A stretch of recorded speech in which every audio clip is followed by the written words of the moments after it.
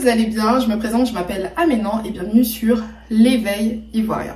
L'Éveil Ivoirien est un média qui vise à traiter des sujets liés aux afrodescendants, mais comme j'ai quitté la France pour le Canada et qu'on me pose beaucoup de questions sur le sujet, j'ai décidé d'en parler un petit peu plus.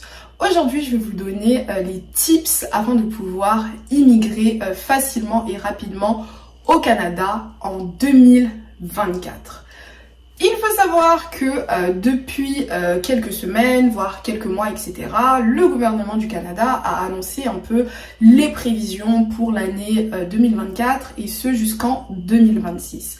Et je peux vous garantir que l'unique moyen de pouvoir vraiment immigrer au Canada en 2024 sera de considérer l'entrée express.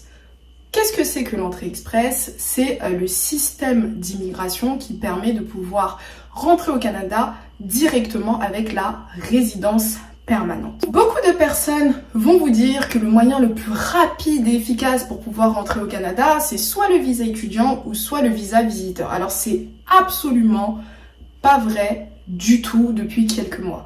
Faut savoir que le gouvernement du Canada s'est rendu compte qu'il y avait énormément d'étudiants qui arrivaient chaque année et donc pour pouvoir limiter en fait cet afflux d'immigration non désirée, ils ont décidé de mettre en place énormément de mesures. Donc en 2024, ce sera absolument pas évident de pouvoir immigrer en visa étudiant, notamment si vous venez de nationalité ou de pays d'Afrique. On va pas se mentir, c'est la réalité. Pareil, concernant les visas visiteurs, en début 2022, voire début 2023, c'était encore possible d'avoir plutôt facilement un visa visiteur. Et encore, vous connaissez les galères que moi, personnellement, dans ma famille, on a pu avoir concernant les visas visiteurs ou touristiques. Donc, c'est pas forcément une très bonne idée.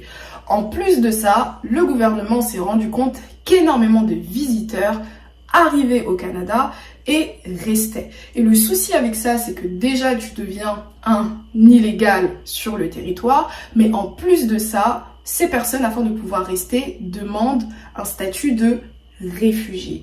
Et le statut de réfugié n'est absolument pas apprécié par le gouvernement car c'est le seul statut qui oblige ouvertement le gouvernement à prendre en charge à 100% ces personnes. Donc c'est-à-dire la nourriture, le logement, on les aide même à trouver du travail, les visites médicales sont payées par le gouvernement, etc. Donc c'est absolument pas rentable et le gouvernement du Canada ne veut plus qu'il y ait autant de nouveaux faux réfugiés qui arrivent au Canada. Alors que le nombre de demandes d'asile traitées par Ottawa ne cesse de bondir, plus de 16 000 en novembre seulement, contre 9 375 l'an dernier, et 3 980 en 2021. Bref, vous l'aurez compris, pour pouvoir venir au Canada en 2024, il faudra donc utiliser la résidence permanente via l'entrée express. Et pourquoi est-ce que je suis aussi convaincue dans ce que je dis? C'est parce que il y a quelques semaines, le gouvernement du Canada a décidé de laisser les quotas entre 2024 et 2026 égaux pour toutes les acceptations de résidence permanente pour des personnes au Canada et en dehors du Canada, c'est-à-dire 485 000 dossiers doivent être acceptés chaque année pendant les années que je viens de vous citer. Ça fait énormément de personnes et en plus de ça, la politique a été implémentée car il y a à chaque fois des nouvelles catégories. Par exemple, en ce moment, si vous avez un très bon niveau en français, vous avez la possibilité de pouvoir être sélectionné beaucoup plus rapidement. Ils ont rajouté aussi des métiers afin de pouvoir emmener beaucoup plus de personnes à être éligibles à la catégorie des métiers spécialisés. Donc voilà, le gouvernement du Canada nous prouve qu'ils veulent plus de résidents permanents, moins d'étudiants, donc pensez à la résidence permanente. Maintenant, il y a beaucoup de gens qui vont dire oui, mais la résidence permanente, c'est uniquement pour une certaine catégorie de personnes, etc.